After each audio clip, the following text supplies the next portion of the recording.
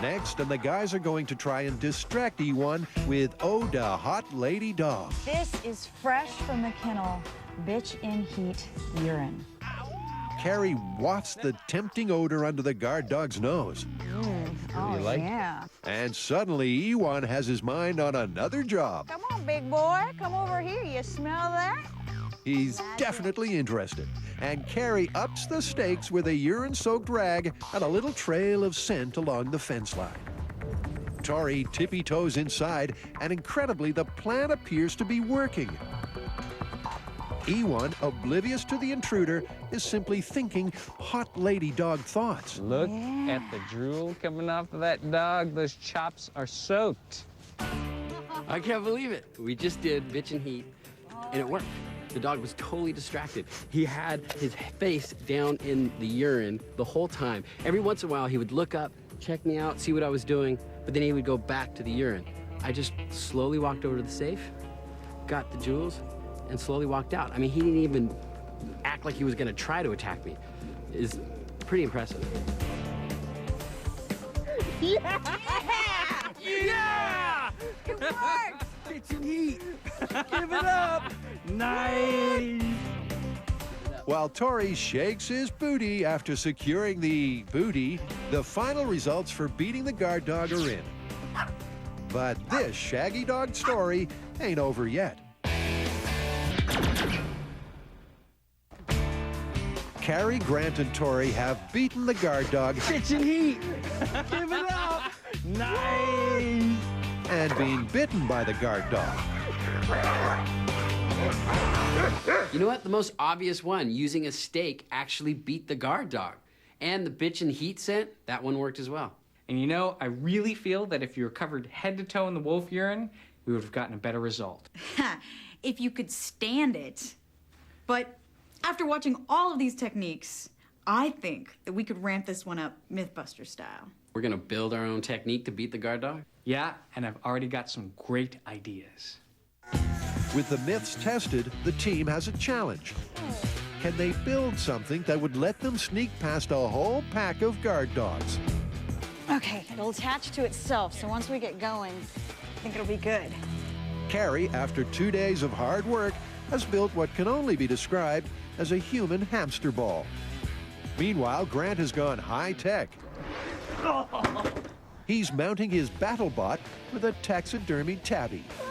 To make it more lifelike, Dr. Franken-Grant is using a little robotic wizardry. He's alive! Alive!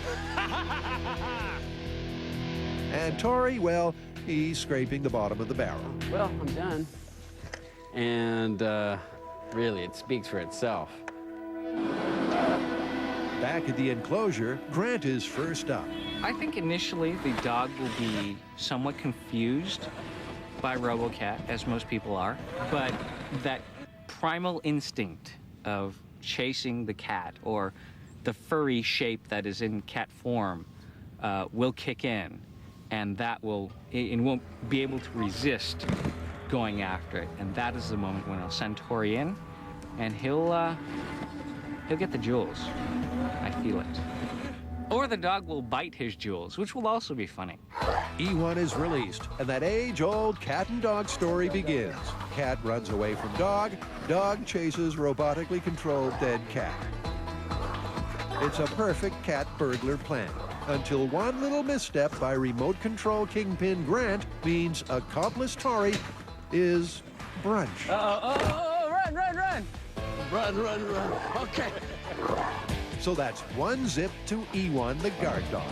Tori's next, and he's brought his armored tin can. As you could tell, I watched a lot of A-Team growing up, and I think that's kind of where I came up with this guy. It might be a barrel of laughs, and Tori, but for this test, he isn't wearing the safety suit, so there's a real element of danger. Okay, It's here he comes. coming at you, but doesn't know what to do.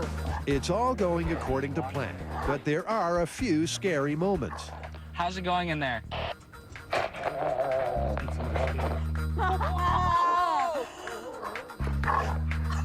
But Tori manages to inch his way over to the safe safely and secure the loot.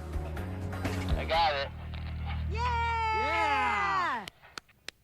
It's during Tori's slow crawl home that Ewan works out by gripping the wheel, he can get more leverage. Out! Here! And Mike the handler calls it off before Tori gets injured by Ewan's 550-pound bite force. I got it! No, you didn't. Man, you threw the towel in too soon. I was robbed. I could have been a contender. While Tori tells us about the coulda, shoulda, wouldas, Ewan the champ is warming up for round 3 with Carrie, the human hamster. Dog is in. I see the dog. He doesn't even see you. Ewan looks confused. He's checking you out, but apparently He doesn't even see her. you are invisible. Is that the ball of invisibility? But it's not long before he works out a high-tech human hamster is trying to sneak across his yard, and he starts tearing into Carrie's ball. Biting at the plastic. Carrie had built the hamster ball with an easy access hatch, but it's just too dangerous for her to use it and expose her unprotected arm. So she has to cut a smaller hole instead, and sure enough, she gets the goods. Got the necklace. Back at the door, the deadly defect in Carrie's plan becomes evident. The major flaw in my plan is that the dog will not stop attacking long enough for me to get out the door. That is a problem. It's not a problem for her willing teammates, who happily relieve her of the loot. Pass us the jewels. Can you get the door? Nice. Okay. All right, bye. good luck. You're on your Thanks. own. Nice work. Nice. Tori and Grant happily make off with the loot. But with Carrie failing to escape, that's 3 to Ewan and a big fat 0 to the MythBusters. Well, it looks like our techniques for beating the guard dog had a few design flaws. Like trying to get out of the hamster ball?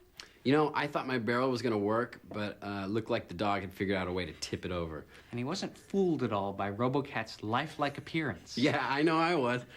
Well, I think people totally underestimate these dogs. They're really well trained. Yeah, Mike was saying that you can actually train these dogs to ignore things. So I bet if we did this test again, they wouldn't even look twice at that steak. All I know is that I don't want to be anywhere near these dogs without the bite suit. They're vicious. Well, taking that and all of our techniques into account, what do you guys want to call this one? I think we have to call this one plausible. Yeah, I agree, because we can distract the dogs, but you don't know how long they're gonna stay distracted. It's just too risky. And crime doesn't pay.